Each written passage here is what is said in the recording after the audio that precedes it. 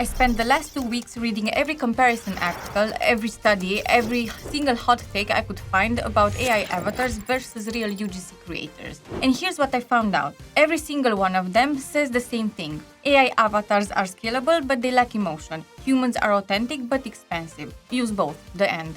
Cool, very helpful. Except none of them are talking to people who actually run ads. They are all written for training departments and L&D teams. If you are an agency founder, a media buyer, or someone who needs to get actual ad creatives out the door, the advice is basically useless. So today I'm going to show you what the articles say when you look at this through an advertising lens.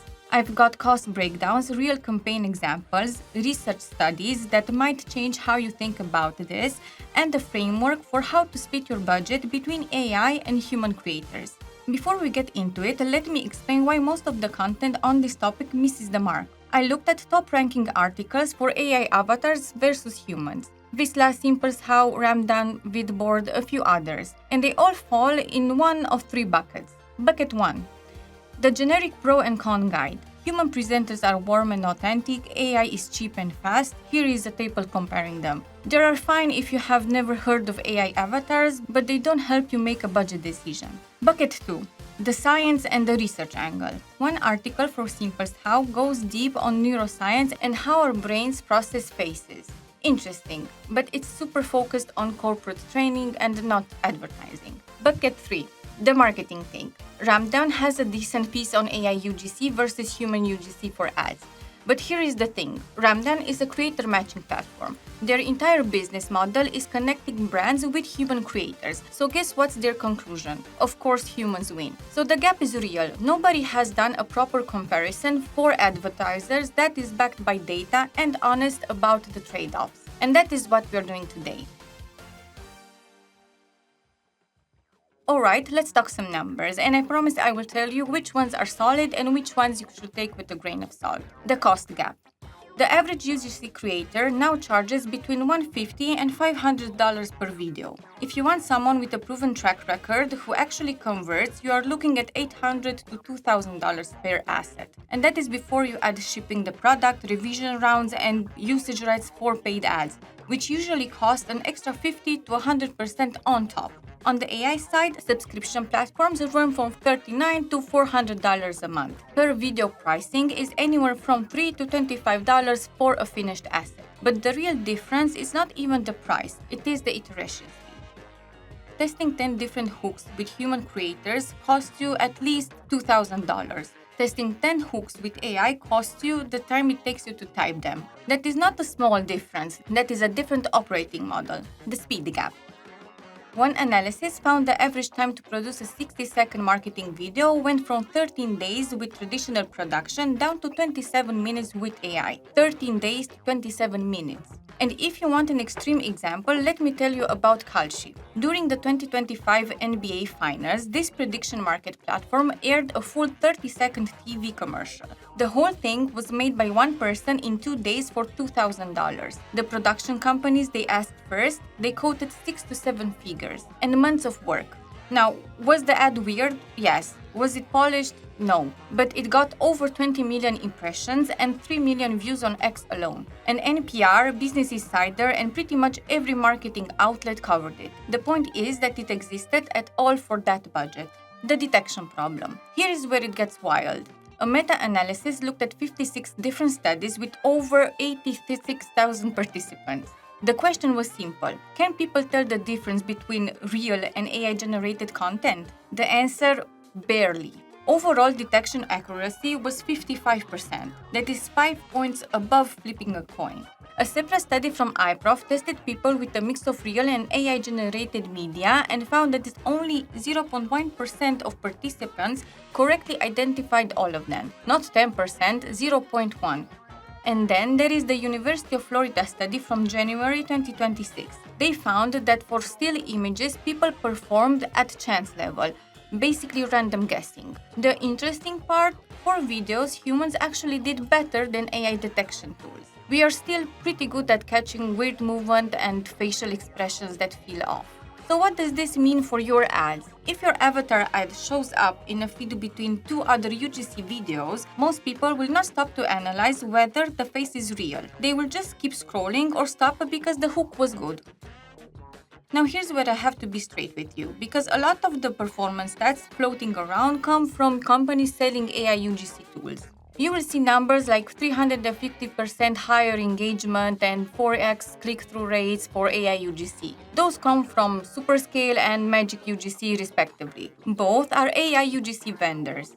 Does that make the data fake? Not necessarily, but the bias is real and you should know about it. What I trust more is the pattern across multiple sources. Early data suggests that AI UGC performs about the same as human UGC for direct response, meaning click-through rates and conversion.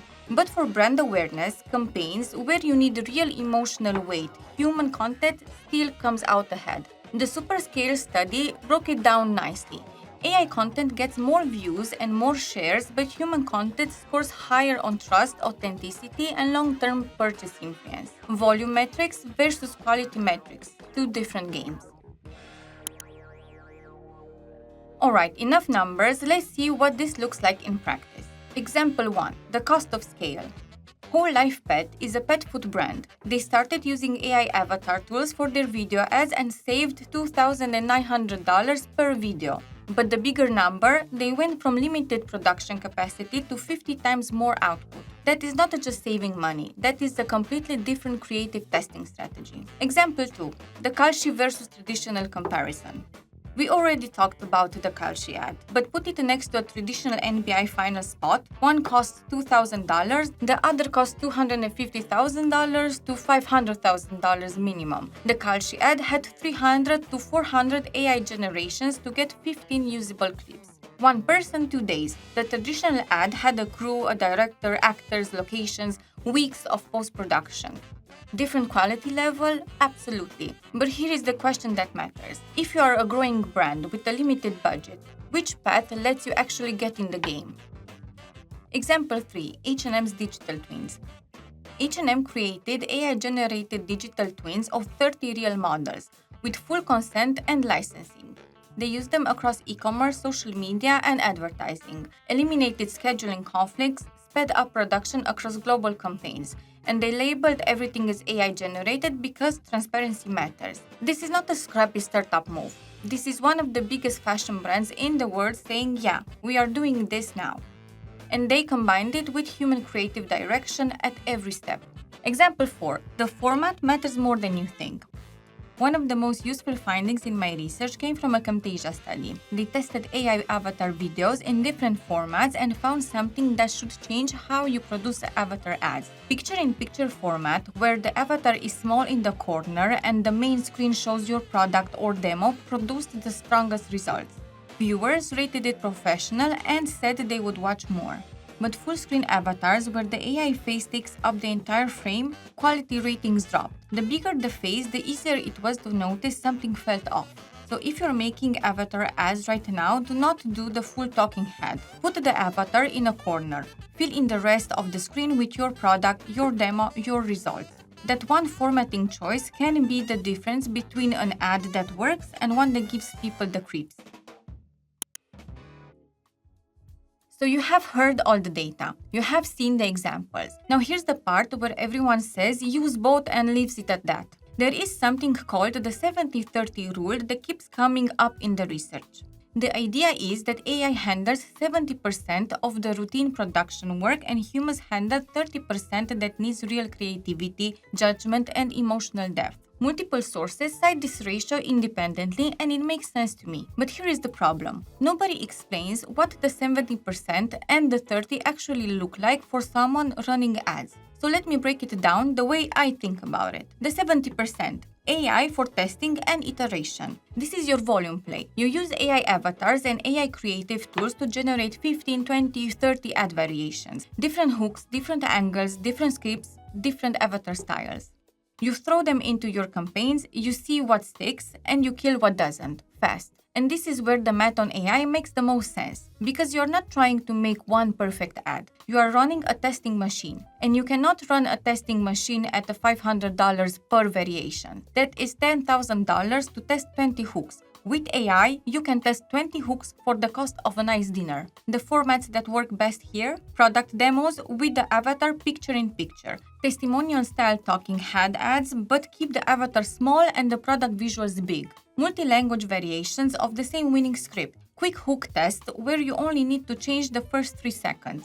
The 30%, humans for partnership and organic. And here is where I think most people get the human creator part wrong. They think the 30% means hire a creator to make you a better ad. That's not it.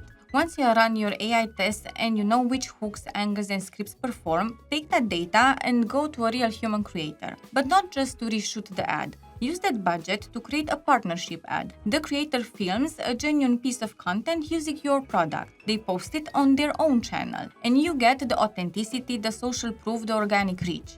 And then you can also run it as a paid ad with their permission. So now you have got the creator content that works both organically and as paid. See the difference? Your AI budget finds out what works. Your human budget produces content that carries trust and reach. The AI informs the human brief, so you are never guessing what to tell the creator. You already know the hook that gets clicks. The creator adds the authenticity that builds the brand. That is not just use both. That is a workflow where each one makes the other better. If you have been watching this channel, you know I'm part of the team building Admove. And this whole topic is basically why the product exists. Most avatar tools stop at making you a video. You get a nice AI generated clip and then you're left on your own. You still have to figure out the strategy, write the scripts, test the hooks, set the campaigns, manage the variations. The avatar was the easy part. Everything around it is still a mess. Admove works differently because it's not an AI avatar maker. It is an AI agent that handles the full cycle. It researches your product. It figures out the angles and the hooks. It writes the scripts. It generates the video ads and the static ads. And it can set up your campaigns and refresh your creatives weekly. So when I talk about using AI for that 70%, the testing and the iteration part, that is literally what Admove does. You are not logging into 5 different tools and sticking a workflow together with tape. You connect a store and the agent does the work. Agencies and e-commerce brands need creative volume to test and learn, and nobody has time to produce it manually. So we built an agent that does it. If that sounds interesting, I will leave a link in the description. But honestly, even if Admove is not your thing, the 70-30 framework still works. Use whatever tools fit your budget and workflow. The principle is the same: AI for volume and humans for trust. That is the full picture.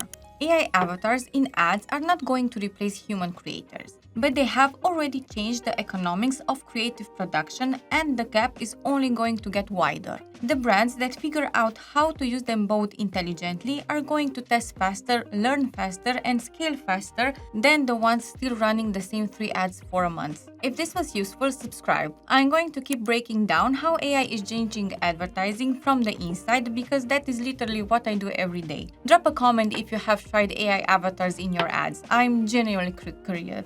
I'm genuinely curious. I'm genuinely interested what your experience has been. See you in the next one.